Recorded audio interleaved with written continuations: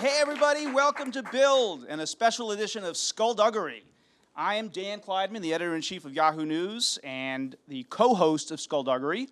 And we're here with the co-authors of an explosive new book on the Russia scandal, Russian Roulette, the inside story of Putin's war on America and the election of Donald Trump. They are Yahoo News chief investigative correspondent Michael Isikoff. Hello there. Also my co-host on Skullduggery. And David Korn, the Washington bureau chief for Mother Jones Magazine. So I don't want to go over your long, illustrious resumes. I will say that these are two of the best investigative reporters in Washington. They are what the military calls force multipliers. Individually, they're amazing, but put them together and watch out. The book is full of scoops and revelations, and everybody is talking about it in Washington and beyond. There's so much in it, it's hard to know where to start. Let's start at the beginning. So, all along, the big question has been, why has Trump been so solicitous of the Russians and of Putin? And your very first chapter, I think, really gets at that in a pretty powerful way, which is his November 2013 trip to Moscow, kind of the roots of the scandal in some ways. So just tell us about that. Mike, why don't you start, and then David. Right. Well, that's where it all began, the Miss Universe pageant in Moscow, 2013. It actually, the roots of that, you go back 5 months earlier to Las Vegas, Miss USA pageant, feeder to Miss USA, to Miss Universe. That's where Trump meets these two Russian figures, Aras Agalarov, a Russian billionaire oligarch, known as Putin's builder, tight with the Russian president for all the building projects he did for the Kremlin. His son, Emin Agalarov, a wannabe pop star. And then there's a third character who's just delicious. The characters are kind of unbelievable. Yeah, Rob Goldstone, the British-born publicist. And it is in Las Vegas where Agalarov comes up with the idea of they'll have Miss Universe in Moscow. He can put up the money for it. They'll have Putin's approval. Trump goes for it, flies to Moscow in November, and he's there ostensibly to promote the Miss Universe pageant, but his real interest is getting a business deal with Aras Agalarov. He'd wanted a project in Moscow for years. Nothing ever came through. But now, for the first time, he had somebody who was tight with Putin, somebody who had an in with the Kremlin. And so this was a real opportunity for him to build this Trump Tower in Moscow, solidify his position as a global oligarch. And in order for that project to work, he was going to need Putin's approval. He knows that, and he spends all his time flattering Putin on Twitter, in public statements, and he's obsessing on meeting Vladimir Putin. In fact, as we describe in the book, his question all during the day he's in Moscow, the day before the Miss Universe, is Putin coming? Have you heard from Putin yet? Has he called yet? And unfortunately for Trump, Putin never actually shows up. There's a delicious detail, David, about how Trump deals with that in the end. Well, yes, because he keeps waiting for the call. He keeps waiting for the call, and it's not Putin who calls, it's Dmitry Peskov, who is Putin's chief spokesman, who says, I'm very sorry, the president can't meet with you, but he's a big fan, and come back for the Olympics, maybe I'll have time for you then. And Trump is indeed very devastated or disappointed at the least that this is not going to happen. But he tells one of his colleagues in Miss Universe, in the organization Miss Universe, well, you know what we can do? We can tell people that Putin came. No one will ever know. You know, like he dropped by. We'll just let people know. And this person said they didn't think that was the right idea. But here was, you know, Trump obsessed with this idea of getting together with Putin.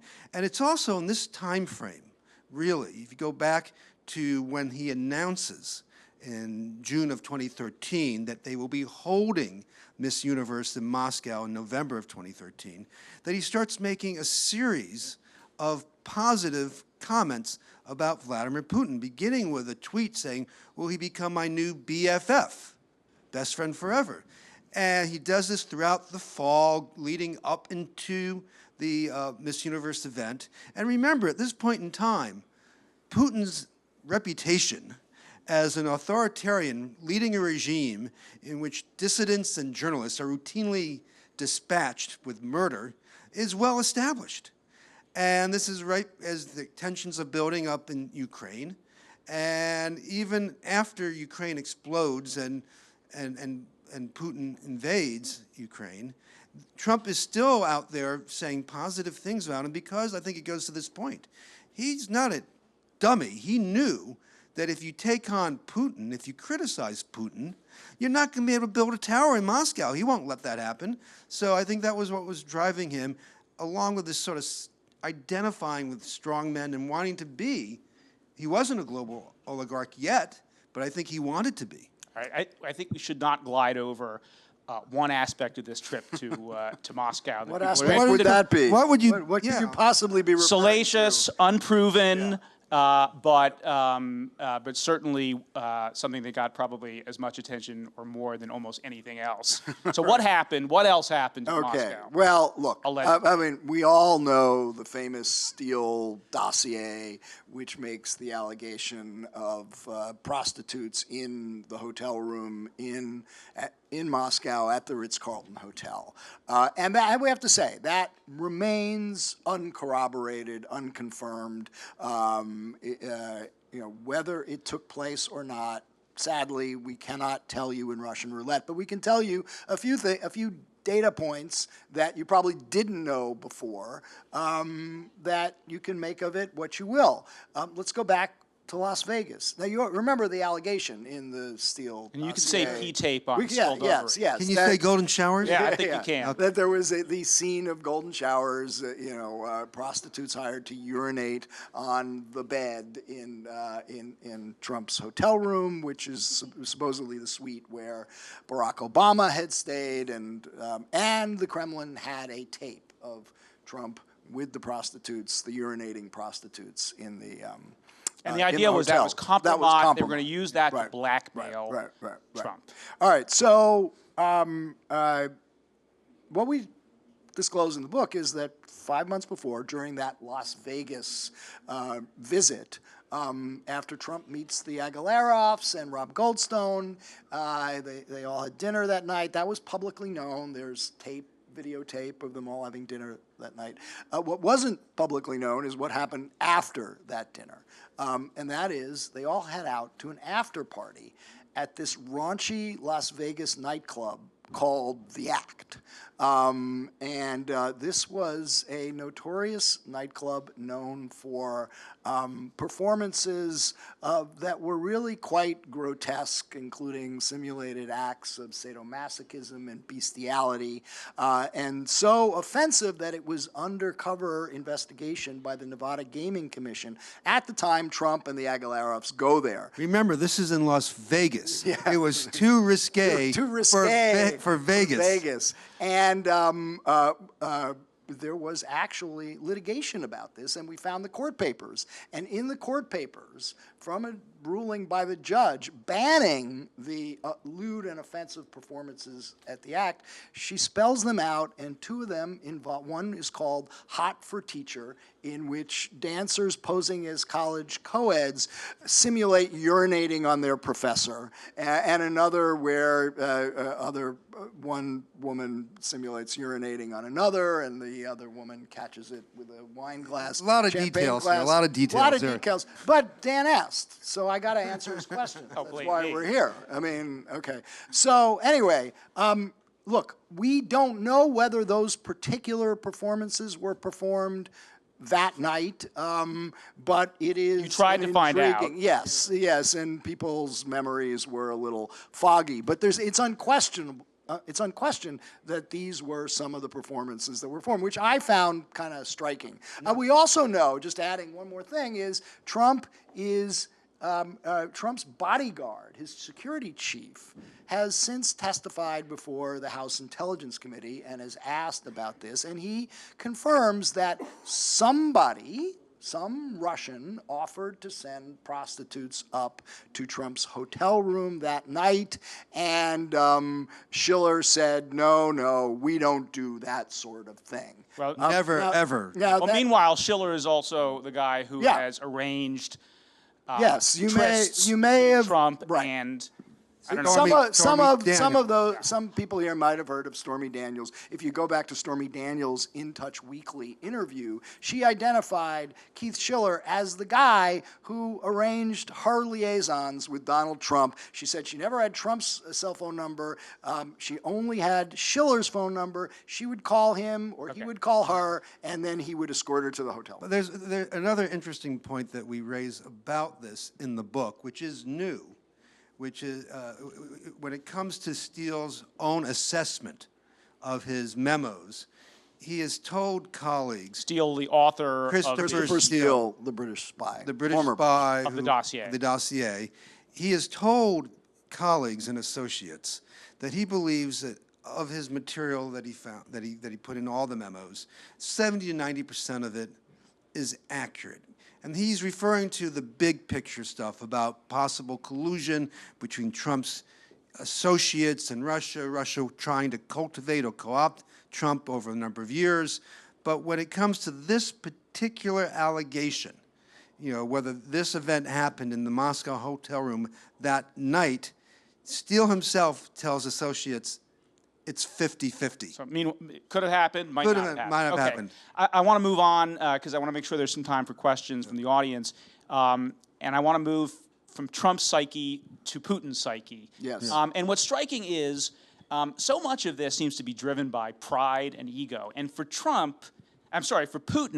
a lot of it is Hillary Clinton. A lot of what he ended up doing has to do with how Hillary Clinton got under his skin. So talk about that for a minute. Yeah, Hillary Clinton, people might remember, was once Secretary of State. And she was Secretary of State at a time that was very tumultuous in Russia, particularly at the end of 2011. There were parliamentary elections for Putin's party. Now, usually these elections are won handily by the party in power, and indeed Putin's party did win. But there were accusations of rampant voter fraud. There were viral videos of people miscounting votes or stuffing ballots, all to favor Putin's party. And even with all that, his party ended up winning, but with a much lower percentage than what they'd had before. It was just, I think, 49%. So he didn't even top 50%. So he was, I think, quite troubled by this development and showed that the Putin magic might be diminishing a bit.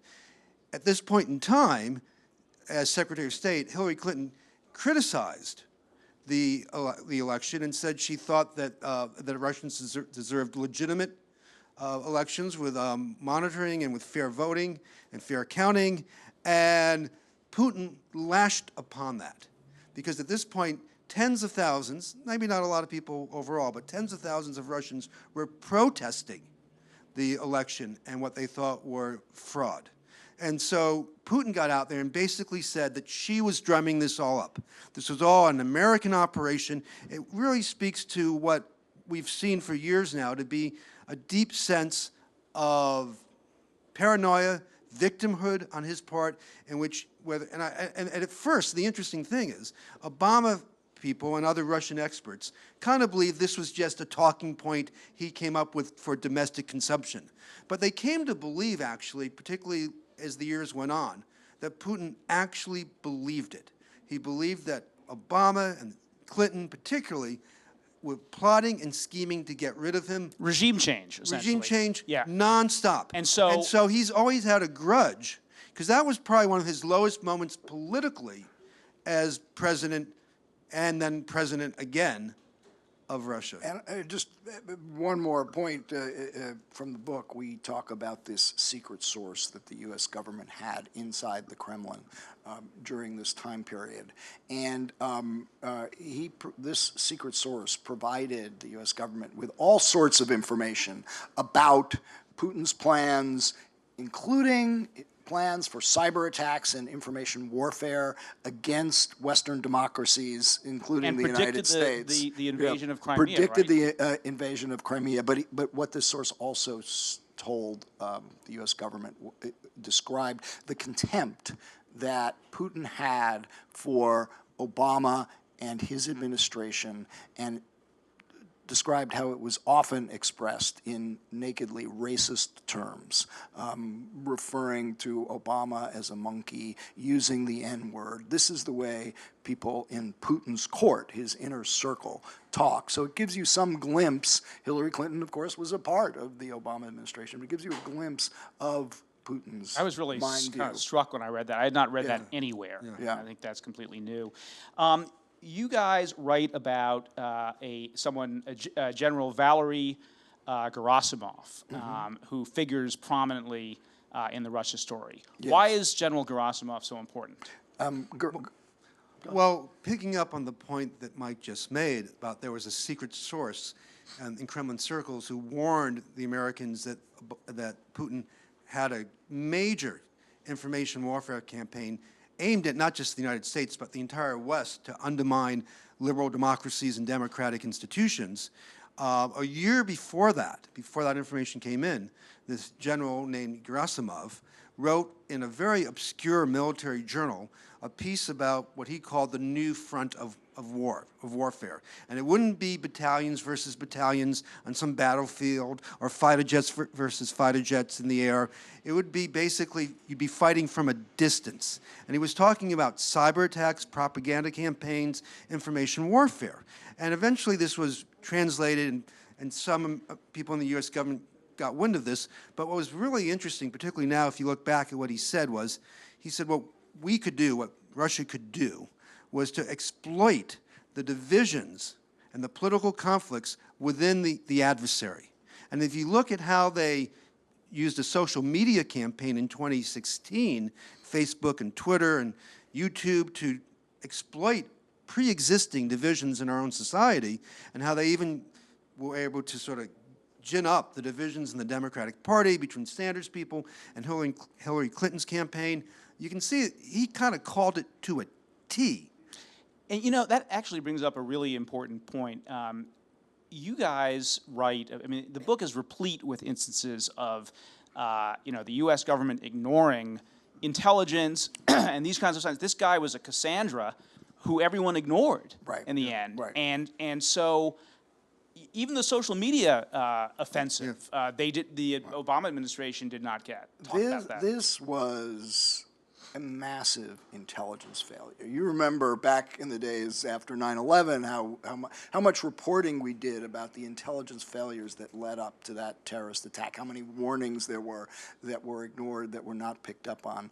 This is in many ways very analogous because you know, we had that secret source inside the Kremlin who's telling about Putin's plans. You had the Gerasimov doctrine. You had reporting in the Russian press about the Internet Research Agency. That's the St. Petersburg troll farm that was just the subject of Robert Mueller's indictment a few weeks ago for meddling in the election. There was a whistleblower inside that troll farm, a troll who went public, Lyudmila Savchuk, who described the operations of the Internet Research Agency. And they were the ones who did all the Facebook ads and the Twitter fake bots that a lot of you may have heard about. And what's astonishing, so then you cut to 2016, the Russians do the cyber attack on the DNC.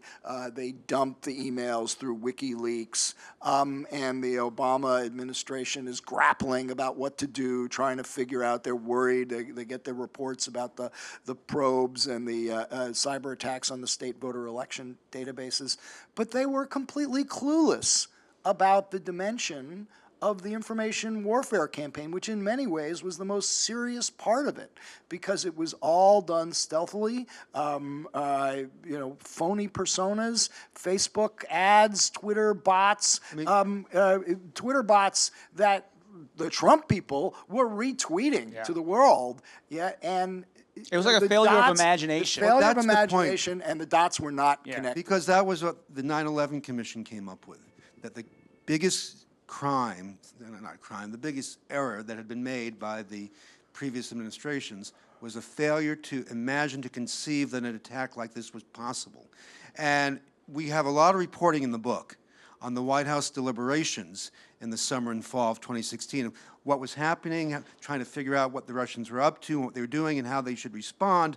And they were getting intelligence reports in the White House about the hack and dump operations, about the penetrations of the voter databases in various states across the country. But talking to people who were high-level participants in these conversations, they never heard from the intelligence community about the social media campaign and seeing it as part of a greater information warfare campaign. But there's a second piece of this story, which is that once they did figure it out, they were kind of feckless in how they responded, right? Well, they never figured out the social media. They never part of figured it. that out. That never came up until after the election. Yeah. But you're right, because there were people inside the White House who got it, who understood what was happening, who understood the stakes, and wanted a vigorous response. They were developed options for countermeasures in cyber, countermeasures in information warfare to dump information about Putin and his corruption and his secret bank accounts, and to strike back against Russian news sites, shut them down, to go after the various online sites that had been set up to dump this Putin's data. daughter, right? Well, Or- Putin's daughter. That was Yeah. some of the bank accounts Yeah. in Latvia, Yeah. which got picked up by the Latvian press, by the way, citing Russian roulette. Well, that'll be We're, good. we're- That'll be we're good. for big, sales. we're big in Riga. Yeah, we're big in Riga, also in Armenia, because one of the scenarios we have, scenes we have in the book is Trump hits on an Armenian woman at the Miss Universe pageant, and she rejects his overtures. The Armenian press picked this up. But anyway, just back to the point that I was going to make. So we talk about a guy, Michael Daniel, who was the White House coordinator for cybersecurity, who understood the stakes, wanted to strike back. He gets called in by Susan Rice, Obama's national security advisor, and gets told to stand down, knock it off, stop working on this. That was the actual language, stand down, knock it off. Those are actual quotes in the book, and it was because she didn't want Obama to be boxed in. She was afraid these proposals would leak and it would force the president's hand. But to be fair, and we try to be very fair in this book, go to chapter 14, the Obama policymakers did disagree with this approach. Their reasons were many. They worried that the election itself could be blown up by Russian interference, and their key concern was trying to make sure that didn't happen. Like everybody else, they assumed that Hillary Clinton was going to win, and the cyber attacks attacking her would not have much of an impact. But also, there was concern that if they struck back with cyber, when they're telling the Russians to knock it off, it would lead to escalation. In one of these meetings, James Clapper, the director of national intelligence, said, if we get into a tit-for-tat and cyber warfare with the Russians, and we're a much more wired society, they might shut down our electric grid. So there was a real debate and a concern on both sides. What was the best way to get out of this? We have a quote from Susan Rice's deputy, Avro Haines, who said, this was the most complicated, complex, difficult issue that I've ever worked on in my government service. So I understand there were reasons to argue for striking back, and there are also reasons for doing it differently. Well, that's one of the reasons that cyber is scary, because it levels the playing field with your rivals. Or even, it can even be asymmetrical. We're a highly developed society. Yeah, we're very vulnerable. I want to get back to the dossier for a second, because you were two of the reporters who actually got to know Christopher Steele. And so, there are three levels of sources here. There's Christopher Steele himself, There's his principal source, the collector, as he's called, and then there are the collector's sources, the so-called subsources. Right. So how credible are all of these different layers of sources? Because, Steele's partner, Burrow, I mean, he raises serious questions about the credibility of some of this information himself. But remember, these were not finished reports. Well, that's right. And this is what Chris Steele has said, and others have said as well, in that, he was sent out to start looking. He was hired by Fusion GPS, which was working for the Democratic Party and the Hillary Clinton campaign, to go see what you can find. And he uses his network, which you described very, very well, Danny. Maybe you should become a journalist. And through that, he gets basically what we would call leads information. And he's not publishing, so he doesn't go out and say, we got to confirm this. He starts sending the material to a fellow named Glenn Simpson, working at Fusion GPS, and to get guidance to figure out what to focus on and so forth. So I think, people have debated and argued and questioned what's real, what's not real in the memos, and what's accurate and not accurate. But at some point, I think the judgments have been a little bit harsh, because he was really writing for an audience of one and not distilling himself. Yeah. Well, the problem is that the memos became public, and yes. at that point, it was a document that it was became going to get the kind of scrutiny. In part because David Korn here wrote the first story about the existence of his work. But just to go back a little, I mean, Christopher Steele was a former MI6, that's the British Intelligence Service, spy in Moscow. He became the British government's British intelligence community's top specialist on Russia, and something that we describe in the book that's highly relevant to the news right now is he was the guy in charge of the MI6 investigation of Alexander Litvinenko, the former Russian intelligence officer who was assassinated in London by Russians with poison slipped into his into a teapot, and it was Steele who first informed the British government at the highest levels that this was most likely a Russian assassination on British soil. Sounds a little familiar if you are reading the news today about what happened and to speaking of the news, another former British spy. Speaking of the news today, one of the most, I think, powerful pieces of evidence in the collusion theory involves a young foreign policy advisor to Trump named George Papadopoulos, which I think a lot of people in the audience would have heard of him. And you've got some new news on Papadopoulos. So tell us about that. So Papadopoulos is the guy who effectively it was his activities that began the FBI investigation into Trump's campaign in the summer of 2016. He's this young foreign policy advisor named by Trump who goes off and meets these mysterious Russian characters in London who tell him that they can set him up, they can arrange a meeting between Putin and Trump. There's a critical meeting with the Trump foreign policy team on March 31st, 2016, in which Papadopoulos informs Trump about this offer from his Kremlin contacts. The previous public reports of this meeting are that the idea was quickly dismissed by Jeff Sessions, who was there, said, we're not going to talk about this anymore. What we report in the book for the first time is what Papadopoulos, who's now become a cooperating witness in Mueller's investigation, has told investigators, and he says something quite different, that in fact Trump gave him encouragement, a green light, said he was interested in the proposal, turned to Sessions as if he wanted him to follow up, and Sessions nodded. And that could explain why Papadopoulos continued these contacts with these mysterious Russian figures in London. So I've got a couple of bottom line questions that I want both of you guys to answer quickly, because we're running out of time. We've got to go to questions from the audience. One is, isn't it possible that the Russians have this active measures operation? They are probing the Trump campaign and people around Trump to see whether they can penetrate the campaign. They just keep probing and probing and probing, and eventually, they get some hits. Don Trump Jr., Papadopoulos. Isn't it possible that ultimately it's not? There isn't collusion. They just happen to hit at a couple of people who want to collude. It's kind of but there isn't a collusion conspiracy here. Well, there are two things going on. You're 100% correct that Russian intelligence was trying to make connections with people on the Trump campaign to penetrate it.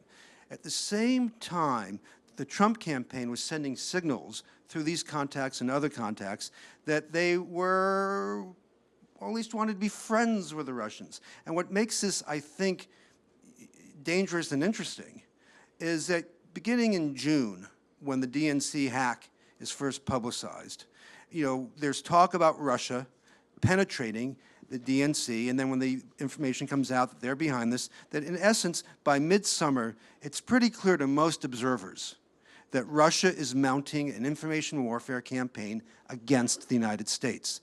And by that point in time, the Trump campaign has already had some contacts, and they know that these contacts have happened, and they continue to go on beyond that. Jeff Sessions, a senator who's advising Trump, meets with Kislyak. Trump is out there saying there's nothing going on with the Russians, even though his own people had been meeting with Russians. And so I think ultimately you had a situation where there's not a lot of evidence that they sat down and planned with the Russians, let's do this, let's do that. But I think you can make the case that they aided and abetted, at least in the cover-up and stonewalling, by saying nothing's going on here when they were sending private signals to the Russians, we want to be your friends even if this is going on, and they knew that the Kremlin was trying to help.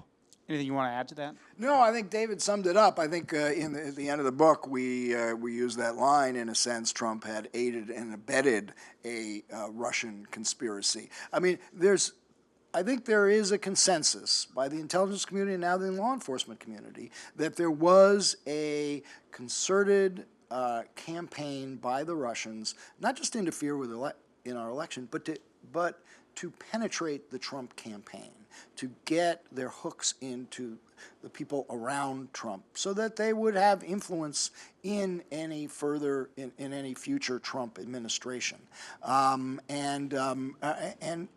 Trump allowed that to happen, and by sending these signals of dismissing what the U.S. intelligence community was saying publicly about the Russian efforts, he was letting it be known that he wasn't going to interfere with what the Kremlin was up to. Okay, last question for me, and this is unknowable, but based on all the reporting that you've done in this book, I am curious what your conclusions are, if you have them, or your judgments are, about whether the Russians decisively affected the outcome of the election. I'll say, look, we don't know. There is simply no way to measure to what extent it influenced votes. I mean, you're talking about 70,000 votes. Right, 70,000 votes. I think it's the wrong question. We have pretty settled law in this country for many, many years that foreigners may not interfere in our election. It's illegal for them to give money in an election. It doesn't matter whether giving the money that pays for super PAC ads or whatever ultimately influences the results of an election. In 1996, you and I covered the foreign money that poured into the coffers of the Clinton campaign, including from Chinese intelligence. Some of the people involved in that were criminally convicted. It didn't hinge on whether or not, had they not done so, Bob Dole would have beaten Bill Clinton. That's not a question that was ever asked. Right. So it really doesn't matter whether or not Hillary Clinton would have won but for the Russian efforts. The integrity of our process. That is what is important. I agree with that, but I will say this. I think it was a decisive factor.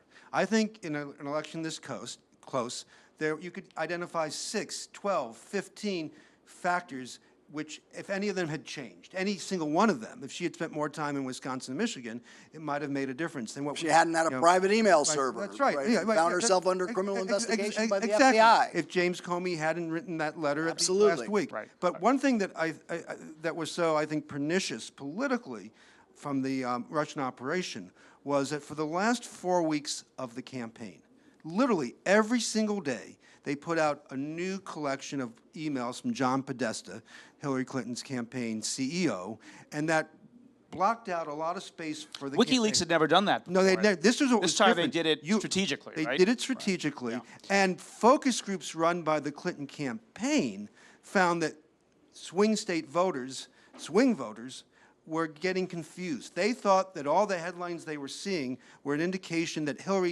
Clinton's own email issue had come back, which had been resolved, we thought, a few months earlier, and they were saying, why is she blaming this on the Russians? And so anytime the notion of emails, any mention of emails was in the news, it was sort of a big stab at her campaign. And they managed to do that every single day for the last month of the campaign. I find it hard to believe that didn't have somewhat of an impact. Okay. Questions from the audience? Hi. So even with the Russia collusion issue aside, I think we're also still seeing a endless cycle of scandal and abuse and impeachable offenses and allegations from the Trump administration. And I think we've also seen impeachment kind of arisen from much less. So why do you think people are kind of holding back on the whole impeachment idea for Trump, the Trump administration? Look, there's a very easy answer to that, because right now the Republicans control Congress. The Republicans are pretty much standing behind Trump. There's a few senators who aren't, but very few House members, and impeachment has to initiate in the House. But look, I will say this: if the Democrats do regain control of the House in November, and there seems to be a consensus, it's at least 50-50, if not better, and we actually may have a better sense tomorrow night to see what the results of that special election in Pennsylvania are.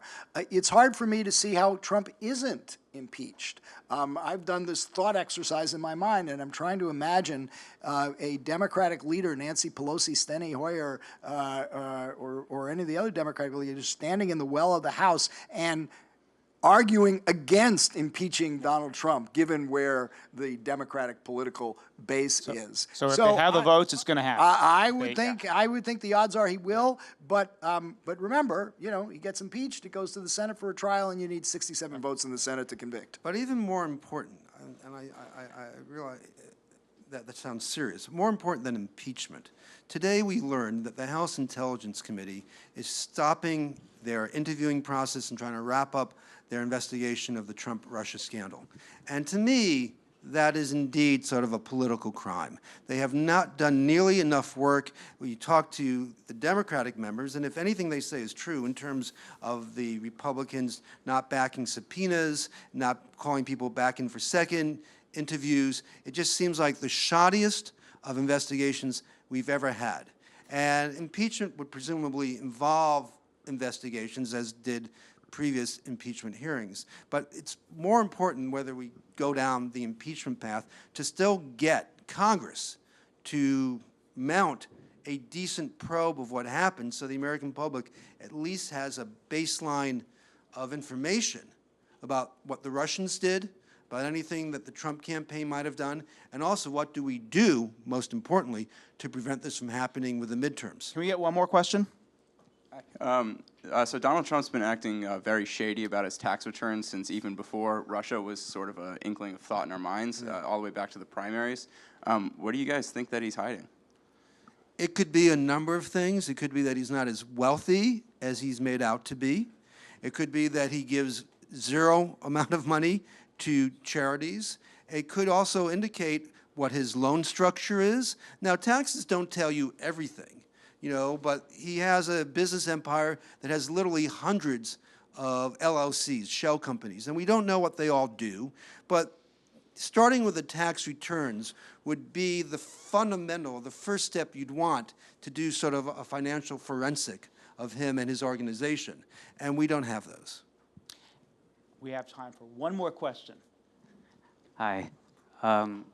So I was wondering, has there been evidence in the past elections of Russian collusion or influence, and do you think that going forward with technology changing, that they could still be, or that would still happen? We talk in the book, going back to the Cold War era, about Russian active measures. This was something that the KGB did for decades, planting phony stories in the international press about how the CIA was behind the AIDS epidemic or was using biological agents in Vietnam. A whole host of things which the KGB just invented. But part of that did try to influence American elections. Nothing like what we saw this year, but there was one incident we describe in the book where they planted a phony story about how a Democratic candidate who was a hawk on Russia was a member of a gay sex club in Washington. This was back in the 1970s. That was, yes, 1970. So it wasn't that long ago. So you saw this sort of thing. It was part of the Kremlin playbook during the Cold War, and it came back with a vengeance. All right. In this last election. All right, Mike, David, thanks so much for joining us at Build. I'll get there. Yeah, you got to mention the book, I'm gonna right? show the damn book. All right, fine. And thanks for joining us on this special edition of Skullduggery. Check out Skullduggery wherever you listen to your podcasts. Michael Isikoff and David Korn's new book, Russian Roulette, is out today. It's an amazing book. I actually read every word of it. Okay. Which is Thank you. something. Yeah.